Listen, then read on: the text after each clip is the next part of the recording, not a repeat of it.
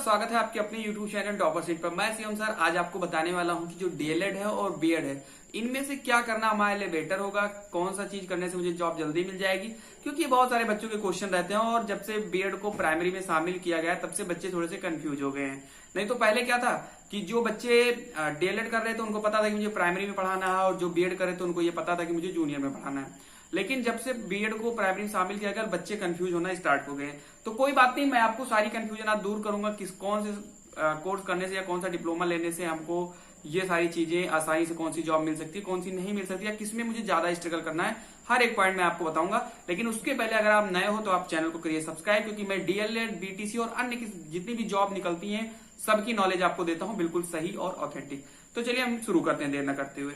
अगर हम बात करें यहाँ पर तो एक चीज सबसे ज्यादा पूछी जाती है कि सर डीएलएड और बीएड में हम क्या करें। देखो सबको पता है कि जो बच्चे डीएलएड करते हैं वो सिर्फ और सिर्फ प्राइमरी के लिए एलिजिबल होते हैं, यानी जो भी प्राइमरी के जो टीचर बनते हैं वो उनके लिए डीएलएड अनिवार्य होता है, ठीक है। लेकिन जो डीएलएड वाले बच्चे होते हैं, मैं एक एक करके बता रहा हूं, पहले डीएलएड की मैं खासियत बताऊंगा उसके बाद बीएड की बताऊंगा। डीएलएड के जो बच्चे होते हैं वो जूनियर में नहीं अप्लाई कर सकते हैं, ठीक है, ये बात सबको क्लियर है।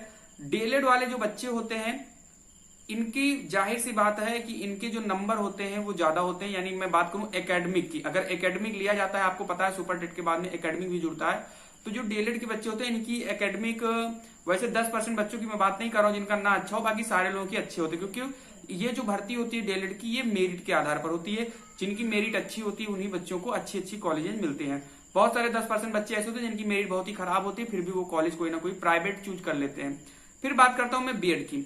बीएड में क्या होता है कि पहले तो जूनियर था और जब बीएड पहले जब जूनियर में केवल मिलते थे मौका, तब बीएड करना ज्यादा अच्छा नहीं था उस समय, क्योंकि तब वही करते थे कुछ गिने चुने बच्चे कि जिनको बस जूनियर में ही जॉब करना, उनका एम होता है कि मैं प्रोफेसर बनूं, इस यहाँ इंटर कॉलेज में पढ़ाऊं या कहां पर पढ़ाऊं, वो लोग बीएड करते थे। लेकिन जब से बीएड को प्राइमरी में शामिल किया गया तब से जो बीएड में एंट्रेंस वाले बच्चे हैं उनकी संख्या भी दुगुना से ऊपर हो गई। यानी पहले 2,10,000 सीटें भरने के लिए 3-3, 4-4 काउंसलिंग होती थी, लेकिन वो सीटें ही नहीं फुल होती थी। आज क्या हो रहा है कि अगर 2,10,000 या 2,20,000 सीटें हैं तो फॉर्म जो है वो 8 लाख, 7 लाख, 6 लाख बच्चे फॉर्म भरते हैं एंट्रेंस के लिए। उसमें से भी जो है 5 लाख, 4.5 लाख बच्चे जो होते हैं वो वहां पर एग्जाम भी देते हैं और 4.5 लाख बच्चे उस 2,10,000 सीट के लिए लड़ाई करते हैं। यानी अब यो बच्चे भी समझ गए हैं कि जो बीएड है वो कहीं ना कहीं डीएलएड से अच्छा है। क्यों अच्छा है ये भी सुनिए आप। बात अगर मैं बताऊं तो जो बीएड के बच्चे हैं वो अपनी प्राइमरी के लिए भी एलिजिबल हो गए अच्छे से, जूनियर में भी वो अप्लाई कर सकते हैं और किसी भी अच्छे कॉलेज यानी प्राइवेट कॉलेज में अगर वो जाएंगे कहीं पर एंट्रेंस देने के, कोई प्राइवेट कॉलेज ही अच्छा है अगर, तो वहां पर भी वो एंट्रेंस देने जाएंगे तो वहां पर वो बीएड डिग्री की ही डिमांड करते हैं। फिर मैं बात करता हूँ बीएड की। तो मैं बताऊं आपको जैसे बीएड की क्या खासियत और आ चुकी है, तो बीएड की एक खास बात ये आ चुकी है, जो नई आपकी न्यू एजुकेशन जो पॉलिसी लगी है उसमें ये कहा गया है कि अब जो है यानी कि जितनी भी डीएलएड की डिग्रियां हैं वो 2030 तक ही वैलिड होंगी, उसके बाद डीएलएड की डिग्री मान्य नहीं होगी। ये मैं नहीं कर रहा हूं, न्यू एजुकेशन पॉलिसी कह रही है। क्योंकि अब आपको पता है कि जो बीएड है वो 3 चलने वाला है, 1 साल, 2 साल और 4 साल की जो बीएड है वो चलने वाली है। तो जब बीएड ही चलेगी तो जाहिर सी बात है आगे की जब समय में जब शिक्षा या शिक्षक की जब नियुक्ति होगी तो उसमें बीएड वालों का ही दबदबा होगा। एक बच्चों के मन में बहुत पहले से डाउट होता था कि सर ये बताइए अगर मैं बीएड कर लिया हूं तो कोर्ट केस होगा, हो सकता है प्राइमरी से बीएड को हटा दिया जाए। तो भाई मेरे ये हो सकता था कि हो सकता है कोई गवर्नमेंट आ जाए और वो बीएड वालों को बाहर कर दे प्राइमरी से, या बहुत सारे जो थे आपको भी पता है बहुत सारी रिट भी पड़ी हुई थी कि इनको बाहर किया जाए बीएड वालों को।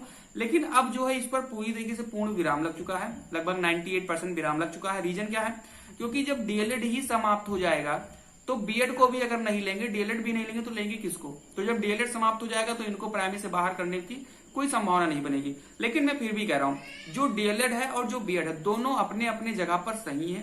जिन लोगों ने डीएलएड कर लिया है उनका भाई जाहिर सी बात है उनका एम पहले से ही रहा होगा कि मुझे प्राइमरी में जॉब करना है। जो बीएड वाले कैंडिडेट है उनका पलड़ा थोड़ा सा ऊपर चला गया। रीजन क्या है, क्योंकि वो प्राइमरी के लिए भी एलिजिबल हो गए हैं और वो जूनियर के लिए भी एलिजिबल हो गए हैं।